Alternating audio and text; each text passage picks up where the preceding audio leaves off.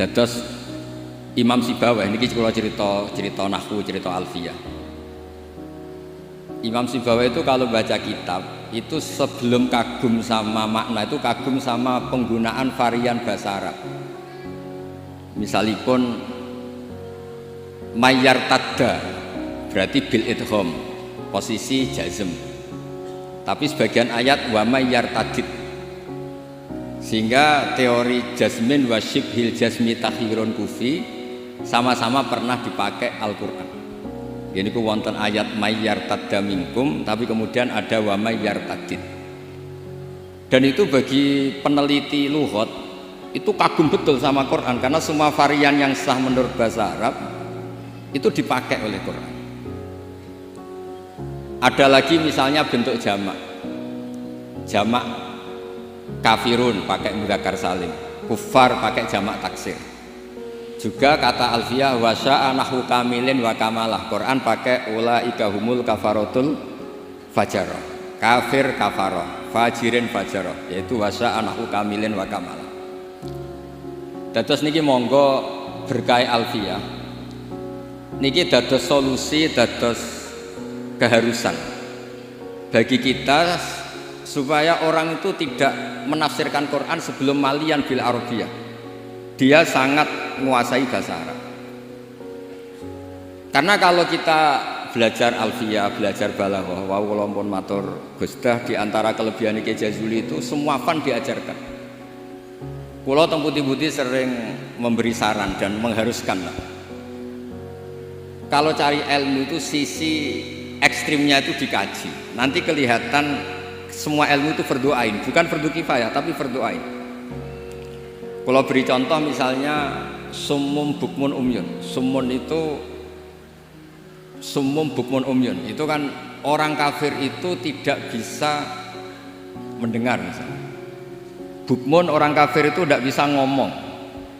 Umyun itu orang kafir itu buta. Padahal secara fisik mereka bisa mendengar, bisa melihat, bisa semuanya. Dan itu kalau nanti Quran itu diuji secara kenyataan, ternyata mereka bisa bicara, bisa mendengar, juga bisa ngomong. Tapi kalau kita ngaji balaghah ngerti duduk perkaranya. Mereka dikatakan summun karena la yasma'unal haq, tidak mau mendengar kebenaran. Dikatakan bukmun la yatakallamuna bil haq, tidak bisa ngomong hak. Dikatakan umyun karena la yubsirunal haq, tidak melihat hak. Kemudian di balaghah diajarkan kalau tasbih, kalau orang ganteng biasa disebut anta kal badri, tapi kalau sudah ganteng banget disebut anta samsun, anta badrun.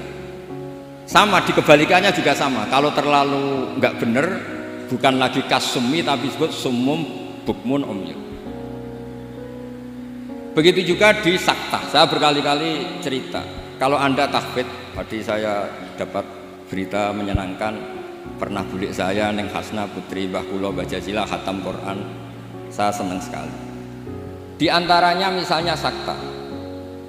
Saktah itu kenapa harus ada? Dulu Imam Asy'am pernah ditanya kenapa ada saktah. Kata beliau ada ayat atau dialog yang bahasa Arab itu tidak ada koma, tidak ada tanda kutip, sehingga solusinya ya saktah. Yaitu ketika orang kafir bangun dari kubur, mereka tanya mam ba'atsana mim marqadina, siapa yang membangkitkan kami dari kubur. Terus ada al-mujawib min jihatillah au bilisanil malaikah hadza ma wa'adar rahman wa sadaqal mursalun. Jadi yang pertama adalah su'alul mustafhim, penanya. Yang kedua adalah mujawib. Andaikan itu tidak disaktah, maka betapa kacaunya memba'atsana mim marqadina hadza ma wa'adar rahman. Itu menjadi kekacauan secara makna yang luar biasa, sehingga kemudian disaktah memba'atsana mim marqadina. Jawabannya apa? Hadza ma wa'adar rahman. Nah, hal-hal seperti ini juga terjadi lagi misalnya di awal Kahfi. Allah itu mensifati kitabnya yang agung. Alhamdulillahilladzi anzala ala abdi kitaba wa lam yaj'al lahu iwaja. Lan orang gawe sapa Allah lahu maring Quran ora digawe iwajan ing bengkok. Kalau dibaca langsung qayyiman itu bisa ada tasallutul amil pada qayyiman. Walam yaj'allahu qayyiman itu fatal betul. Allah tidak bikin bengkok juga tidak bikin lurus. Tapi berkahnya sakta itu menjadi natijah. Allah itu tidak bikin Quran itu bengkok. Diam, tidak bengkok itu apa? Lurus. Nah, itu makanya butuh sakta. Jadi saya berkali-kali mencontohkan, Cung, saya jangan belikan sate, pecel, rawon, itu semuanya dilarang. Tapi kalau sakta, Cung, saya jangan belikan sate, jeda, pecel. Itu artinya jangan belikan sate tapi nopo? Pecel.